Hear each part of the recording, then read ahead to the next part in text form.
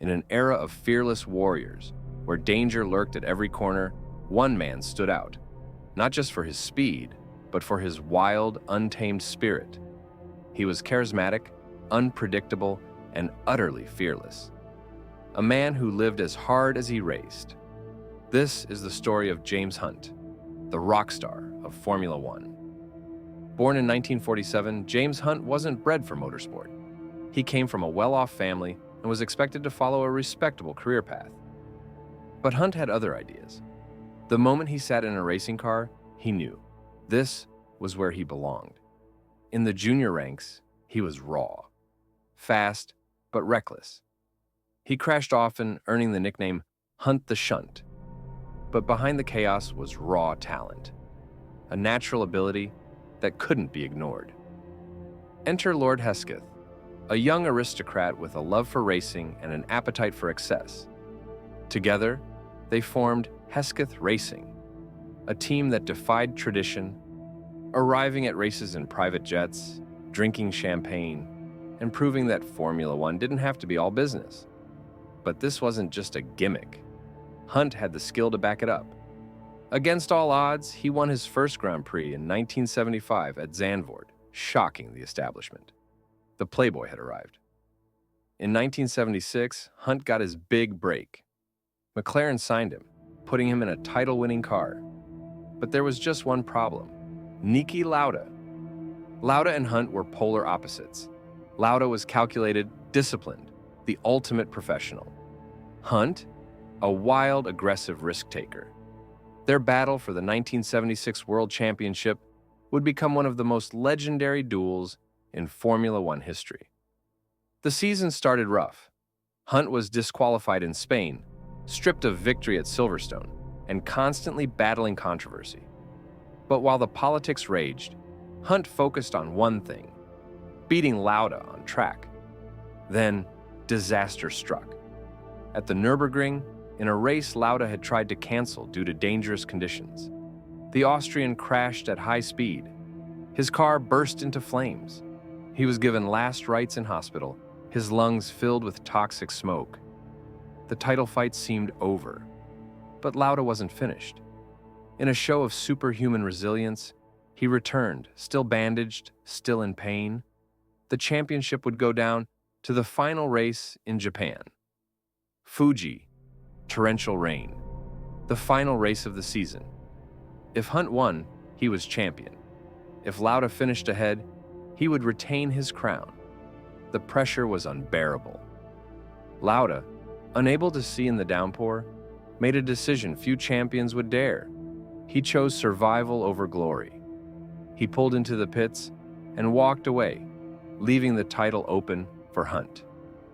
But it wasn't over. Hunt still had to finish in the top three. In the closing laps, his tires were gone, his pit crew was screaming at him. He had no idea where he stood. But as he crossed the line, James Hunt was world champion. Victory. But Hunt didn't celebrate like a man who had conquered the world. Instead, he was exhausted. The wild playboy had reached the top, but at a cost. In the years that followed, Hunt lost motivation. The grind of Formula One, the politics, the pressure, it drained him. He still had the speed, but the fire was dimming. And in 1979, after a few dismal races with Wolf Racing, he walked away. No farewell tour, no drawn-out goodbye. He was done. But James Hunt wasn't finished with Formula One. He found a new calling in the commentary box. His raw, unfiltered style, alongside Murray Walker, made him a fan favorite once again. He spoke his mind, criticized openly, and brought an honesty the sport had never seen.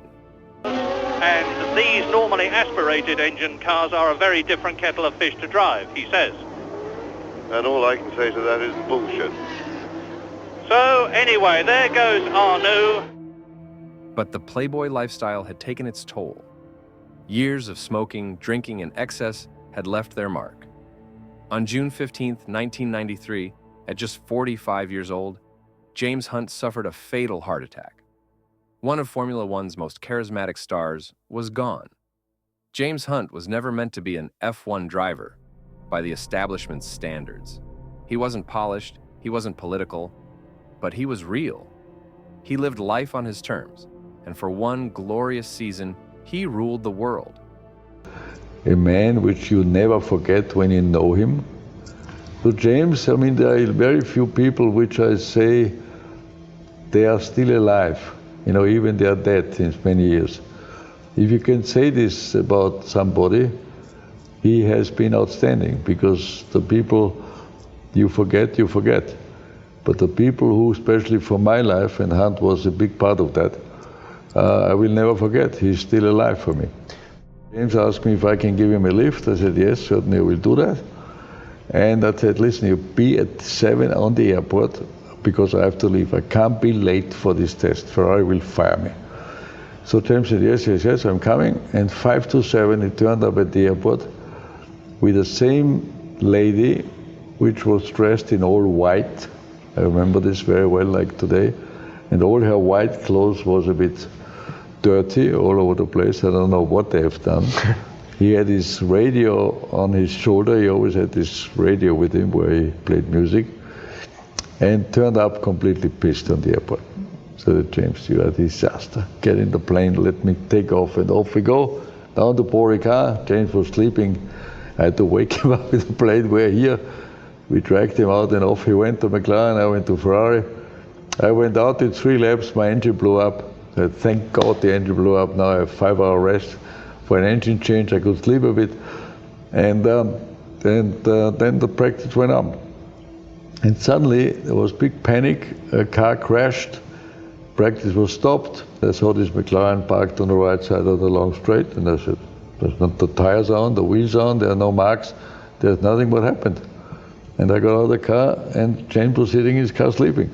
I said, are you nuts, you idiot? Oh, Niki, I'm so tired, I can't drive anymore. So this was a typical James testing day after a long night in Vienna. How do you do it? Big balls. Join us next time as we dive into the thrilling and often tragic tales of motorsport legends, exploring the stories that defined an era and the drivers who dared to dream.